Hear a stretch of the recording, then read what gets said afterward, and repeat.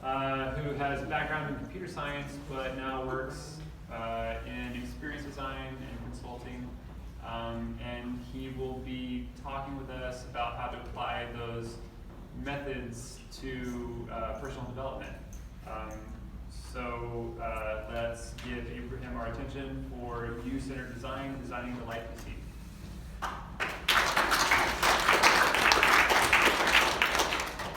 Okay, thanks Chris, thanks everyone. So as you mentioned today, talking about design thinking, but how do we apply those principles, those methodologies, very tactical way of going about solving problems, but applying that to our given lives and the way that we interact with the world on a day-to-day basis. So before diving into the content, just to kick off here, with whoever's near you, ideally someone that you haven't talked to downstairs or someone you don't know may as well. Just go talk about 3 things, 60 seconds really quick. 1, how's your day today? Describe a recent bad day you had. And then 3rd, my favorite, an ice cube. Describe the last day that was just a good day. Not something that was the best day you've ever had, but just day you remember that went well. So 60 seconds, just talk to your neighbor about this.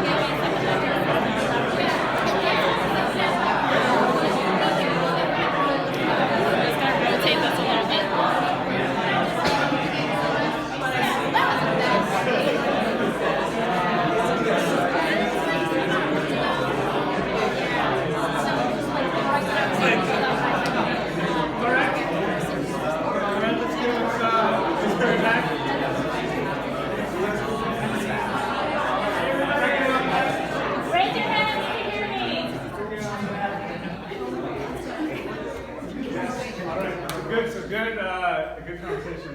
Does anyone want to share any one of these or multiple of them? I really thought we were going to be able to talk about ice creams because I actually have a story. But I understood the premise. So Well, did you have a good day that you want to share? Not unfortunately, it was actually about ice cubes. They're not usually exclusive. Oh, I got a new refrigerator after not having one, and then I got a pure filtered thing, and I had realized he was in water. It was not coming out of his sink running black, so I was really excited. There you go. Okay. Anyone else for the first one? Sorry. That's great. How was your day today? It was a day. Yeah. It was a day? It was just a day. It was a day? Okay. Good. Improving. Improving? Nice. So that's great. So that's actually, I mean, in thinking about this, I know it seems maybe just like, quick, just trying to think about your day and then something like good that happened, bad that happened. But thinking about how we even approach kind of the way that we think about these 3 separate questions. Right, when you think about how our day is today, you thinking about, right, it's just another day. You think about the routine, what we have to do. We wake up, go to work, have meetings, have to do reports, whatever. It kind of goes on and on and on. Whereas when we have really good days, a lot of the times it's something that we actively did, that we drove, whether it's even buying something that we needed, accomplishing a goal that we had, making progress on something, on a project that we've been keeping in the back burner. I want to think about that kind of dichotomy of those 2 things, one around when we think about most days, it's not what we're doing, it's what the day is doing to us, right? It's like another day, we have to do these obligations, versus the days that really are good, those are the ones that we're really actively driving that day, and those are the ones that we end up remembering. So why does this matter? This is the thing about just each day, and the talk is around designing your life, right? But this quote, which I really like by Annie Dillard, how we spend our days is how we spend our lives. And I think a lot of times when people think about creating a better life, designing the life that they seek, it's something kind of abstract, vague, that, I need to have $6 million and live in Argentina and, do all these things. But really, if you can make small, tangible changes to your day-to-day life, that, those are the things that's really going to affect how you live overall. And, as designers, as people who are working with products and making actionable, tangible changes, that this is something that I think is much easier to kind of grapple with, and something that's much more actionable. But it's a lot easier to make a small change in a given day-to-day routine than to try to tackle this problem of, creating the best life in the world. So that's what I want to talk about for the time we have here. Basically this question about how can we improve our today through these design principles and methodologies. Since, it's not, again, what I like design so much is that it is all around solving problems and about creating better experiences and better visual aesthetics that speak to people and is relevant to you as a person. And we do those things for products because they're thinking about you as a user. You're not thinking about yourself as a person in your day-to-day life, that you are the user of your life, right? So you want to have, you want to apply those same types of things to your own lifestyle. And so to do that, let's think about first, there's everything scope, constraints, how do we actually go about doing this? So let's assume for the time being that there's still 24 hours in a day. Existing commitments and obligations and your job, I wouldn't come here and say that, you-centered design and designing your best lifestyle means all you have to quit your jobs and then, break up with your girlfriends, divorce, and then leave your kids and then do this thing. These are parts of things that are require much longer. Those are more stable parts of or bigger parts of your day-to-day life. So things that we can do around those that can really make a big impact. And again, with design, design is applying a very methodical approach to these problems. And whereas for our life, again, we kind of wake up and then we try to take on the day, whatever we have, but we don't really put a system in place to make sure that we're addressing everything that we need to. So, which framework to use? As you can see, I think most of the people have probably seen one of these versions, right? Everything. I think on the flip side, whereas for our day-to-day life, we don't really put enough structure in. A lot of the times in design, you think about, if there's a problem, throw design thinking on it and it'll fix it. And then, have some circles, have some things that are iterative, and then you're good to go. This I wouldn't say is, I think this is good in the sense that it provides you that structure, but it's not something I think is feasible for, to make this actionable and something that you can take on every day. So what I did, I went through a very scientific approach, took all of these different components and tried to boil it down to really what are we trying to solve, right? How are we trying to create a better life for ourselves? And here's the approach. So 3 pretty simple questions that if we can answer, I think, will lead to a better life. First, where am I? Who am I today? What is going on around me? Try to understand that first baseline and some of that reflection, even what we did downstairs about thinking about your problems, but taking a step back and thinking what's driving those problems, and then, how can I really find out where I am today? And then second, then this is where I am today, then where do I want to be tomorrow? And then what is that kind of North Star that's driving us? For design, every time we start, a lot of times for new products, that it's the first thing is what's that creative brief or what's that strategy, what's driving this need for a new product or service. Taking a similar approach for how you're taking on your day-to-day life. And then third is just closing the gap, right? So it's this is where I am today, this is where I want to be, and then how do I get there? So in other words, to make it, I guess, more consulting-y sounding, so first, reflect, discover, find kind of that footing where you are today. Second, direct and design, setting that compass to where you want to be, and then creating a system that you can move forward iteratively and continue that process. And so there's a couple different exercises that some have taken from design and also consulting with a lot of companies that I think we can apply here as well. So first, around reflection and discovery, finding that footing. First thing, a lot of times we do with companies when they come in and they have a new product or something that they want to do is to kind of current state assessment about understanding where you are today. So similarly, I think it's useful to try to see as a person, what is that well-being that you have, but thinking about all the different dimensions, right? So it's not just, oh, I want, I don't feel good, but it's like, what are the different, how do you feel on the different levels, the different dimensions of your day-to-day life? And then it's not to say that you'd want to necessarily have everything be, 5 out of 5, but it's more having an understanding of, is there a certain part that's really missing? Do you have, feel great physically, mentally, and have strong emotional relationship connections, but there isn't really any meaning behind that's driving some of those decisions? And then kind of understanding that relationship between the different components can help give clarity to see, to understand kind of where you are currently. And then the daily journey. So this is, around, I think a lot of times for journey mapping, working with companies, trying to understand how does a customer interact with our product or a company. A lot of times in retail, right, when a user's searching for products and then actually buying the product, and where are the pain points, and then where are the things that they feel really good. So doing the same thing for your day-to-day schedule. I mean, from the second you wake up to when you go to sleep, where are the points where you feel most frustrated, and where are the points that you feel there's a lot of delight and you feel happy, and then understanding kind of what does that wave look like. And another one that I think is really interesting, I've done this with people and has some interesting insights, is around energy and engagement. So throughout the day, what is adding energy to you and what is draining energy?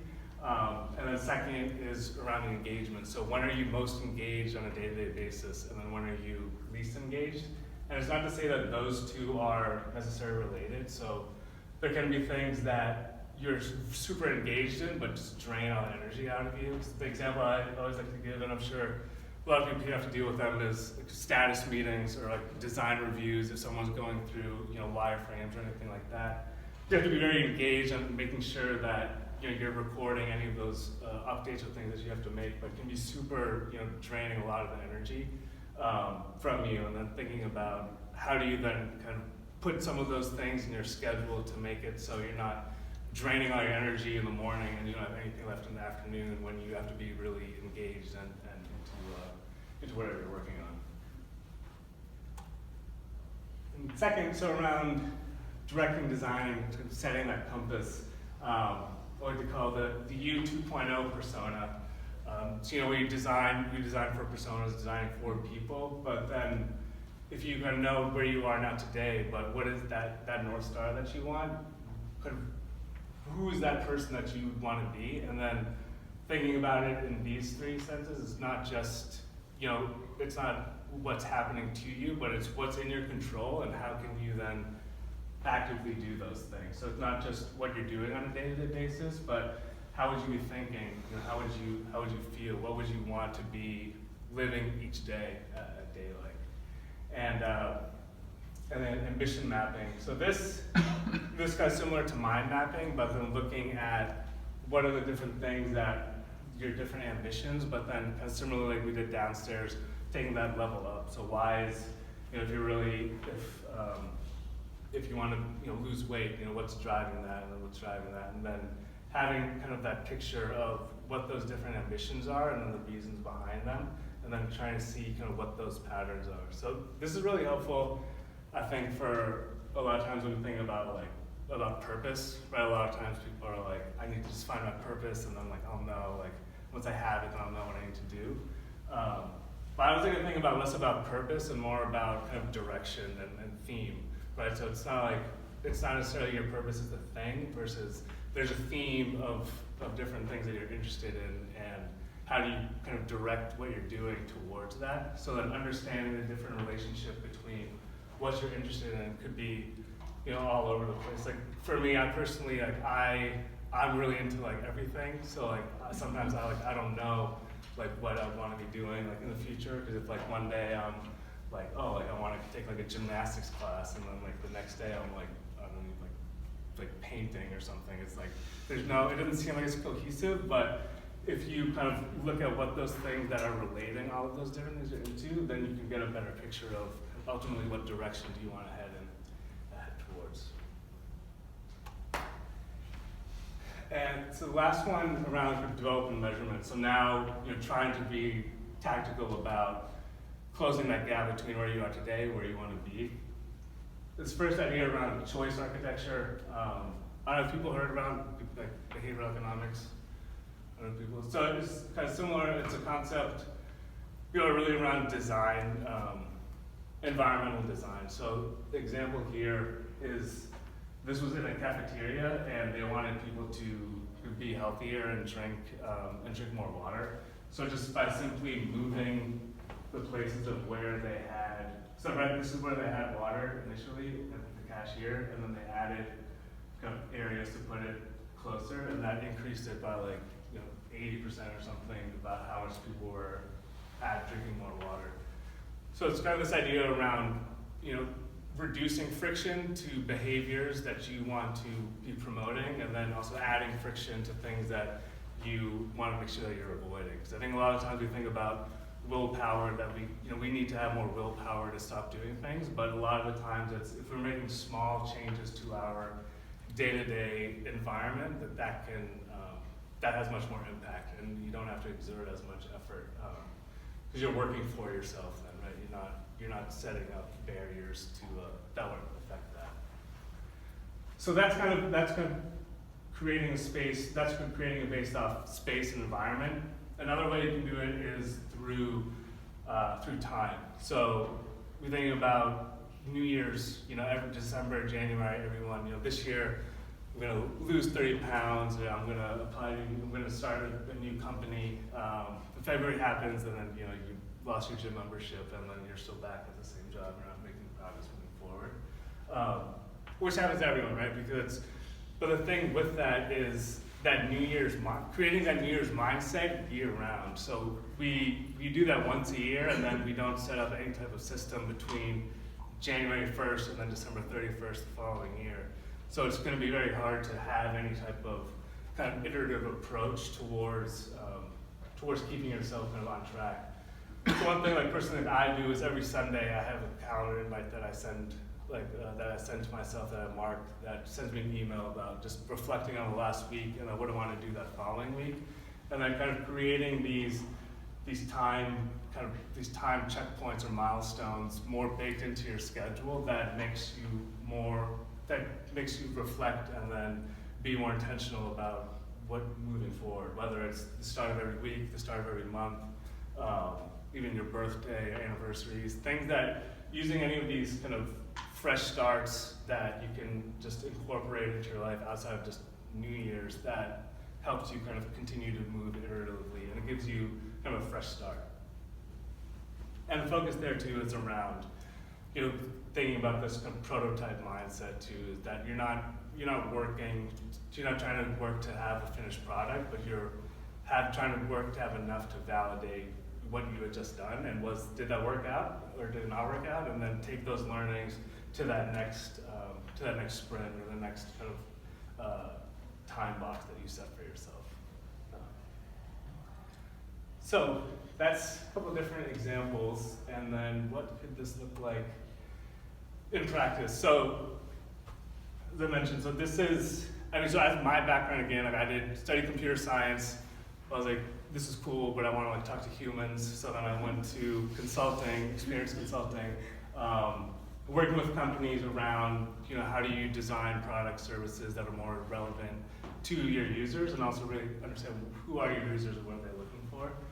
I was interested in that because it's, it combines again that problem solving and trying to be very tactical about addressing a problem, but doing it for things that are important to people, that people's needs, and then finding ways to do it kind of very creatively, that it's not, it's not, you don't have to create an app for every problem that you have. It could be kind of small behavioral changes that can make a big impact.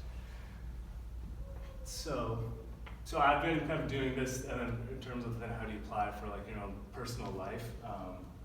I think it's anyone who is curious and then also wants to improve their own lifestyle and has problems, which I think all of us have. I have baskets full of them, so it makes it very easy for me to try different things. And then here's just some examples of what it could look like. And here's some early prototypes I have. So I think as designers, people working in design, like my first instinct was like grab a sticky note and just put it on something and hopefully it works. So I put this, what was the one thing I wanted to do that day, I put a sticky note on my laptop to figure I'll open my laptop, this first thing I see, and then I'll do it. It worked for a couple of days, then I would put the sticky note to the side, or then it would get stuck on my hand. It's like, if it's like the summer, it's like sweaty, and then I just throw it away. So that was very short-lived. Another thing around trying to go to the gym in the morning. So trying to not create new habits, but to tack on habits to your existing schedule. So wake up, try to go to the bathroom to brush my teeth. So put my shoes and my socks there. So I'd be like, okay, before I go in, I have to put on my socks. And I'll just leave my shoes there, I'll put them on afterwards. That worked out well for a little bit. And it was kind of good because one, it was like I would put them on the way in, but if I was like, I'll do it afterwards, and then I would forget, I would like trip over my shoes. So it was like, okay, I'm not very coordinated about the shoes in the gym.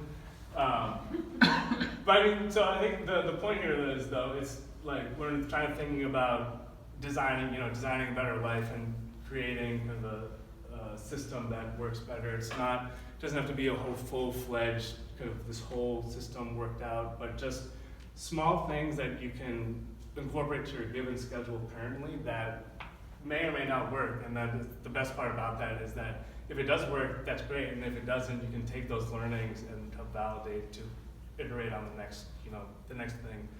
But always having that intention about trying to drive your day and drive your schedule versus just kind of staying in the passenger seat. So these were much more around kind of actions, things I wanted to do, but thinking about those 3 steps, right, about where you are today, where you want to be, and then how to get there. These are more the how to get there, but I wasn't thinking as much about like, what's that real purpose, what is my orientation, why am I trying to do these things? So another thing, I know it sounds kind of minority reporty, but I call it an identity card. So this was something I was trying to think about, how do I then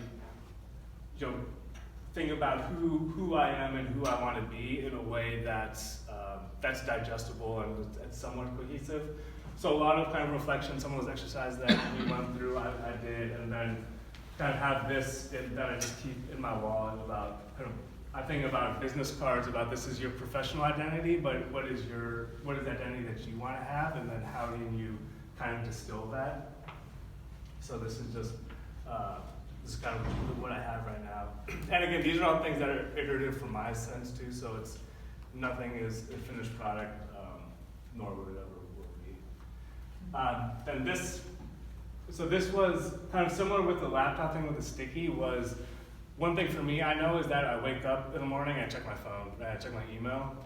So trying to think, is there a way that I can add some of that intention into that part of my life? And I know that, before I go to sleep, like I'm the type of person, like I want to have a clean inbox.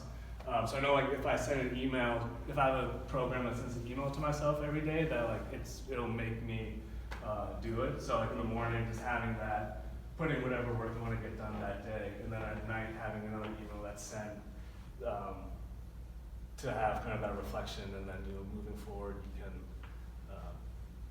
kind of have all that data then to look at and to figure out.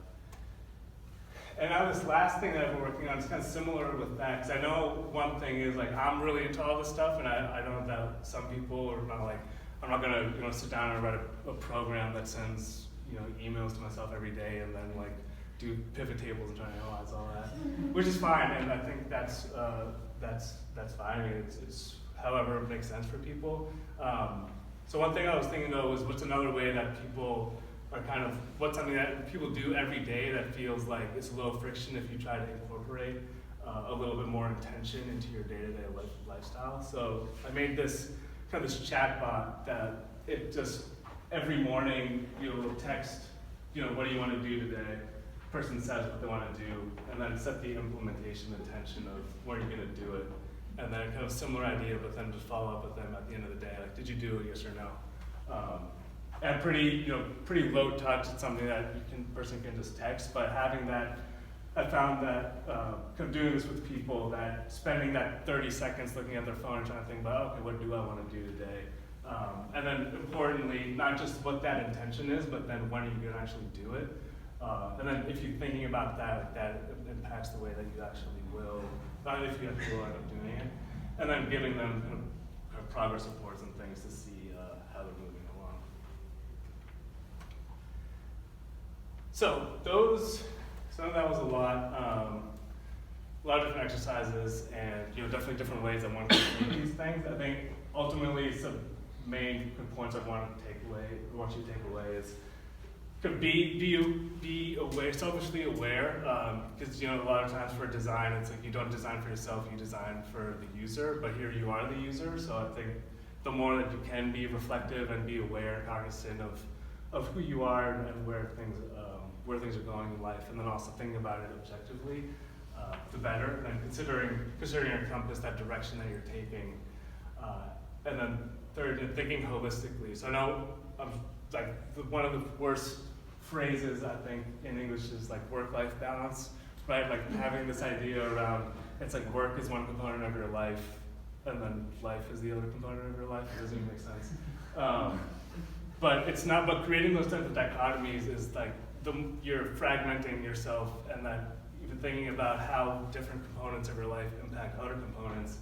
The more that you create that less holistic view, then you're not going to be able to kind of tie the dots and have that overall picture of what that experience is of living your life as you are. You're not one person 9 to 5 or a different person 5 to 9. You may act differently, but you're still the same person. And then lastly, act and iterate. I think the big thing here is that it's less about, I purposely tried to avoid saying kind of end goals a lot and more around, again, that vision, that direction, that compass, because it's not, the less we think about what that final goal is and the more we think about what the routine is, the more it will be able to consistently grow. I think that's an issue sometimes when people think about, if I need to lose 15 pounds. Until you lose 15 pounds, you're not going to stay motivated. It's harder to stay on track. But if your real goal is to stay healthy on a day-to-day basis or be healthy daily, that's something that you can track much more easily. That's something that will ultimately lead to what you're looking for. But it's the focus on consistency versus intensity that really provides long-term gains. And yeah, I think there's no real secret formula for this. I actually wasn't saying, do X, Y, Z, and then you'll design the life you seek. I think it's more about being cognizant, trying to be intentional, and ask the right questions before trying to find solutions, and then act and iterate and see where it takes you. So that's it. If you want any materials from today or further insights, you can just text that to the short code and then ask for your email. Then so another thing, I heard this quote recently as well that is kind of similar to this, but they talk about Rome, saying Rome wasn't built in a day, but they were laying bricks every hour. So kind of like thinking of that is similar to this, right? About it's not that end result of what Rome ends up being, about what are you doing on a day-to-day basis to kind of reach that end result. So yeah,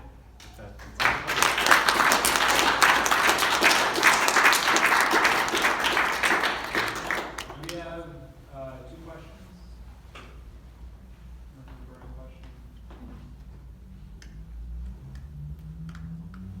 I do some of these type types of activities that you're talking about, not exactly the same and not as the same frequency, but I was wondering, sometimes does it kind of get exhausting, just like always like regimentally measuring everything and like making sure everything is always on time and you're checking in with yourself on like journals and things like that? But does it ever get exhausting or tiring, or is there like a balance to that? Yeah, no, definitely.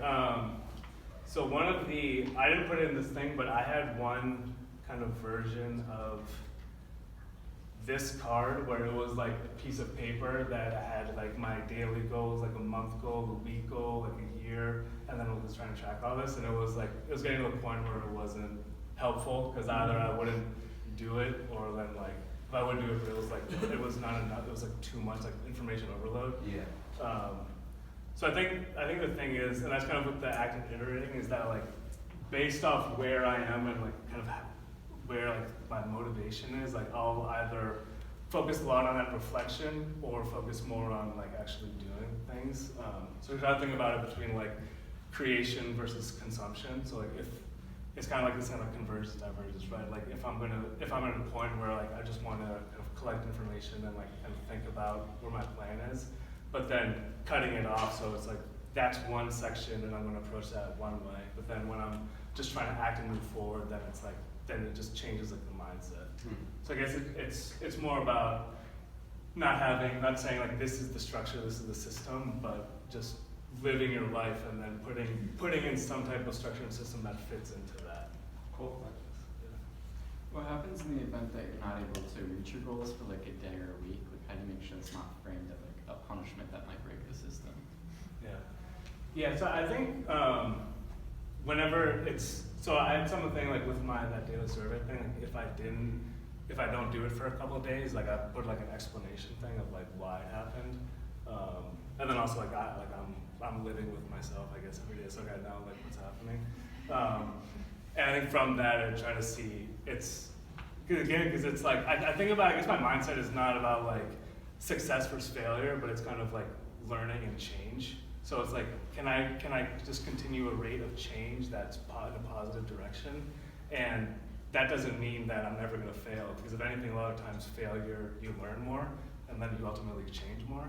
So I guess, so just reframing it and thinking about it more in terms of learning and change, and that kind of slope of improvement versus success failure, I guess makes it less about like, did I hit my goal today, yes or no, versus did I, progress. If that makes sense. It does. Cool. So thanks so much, Ibrahim.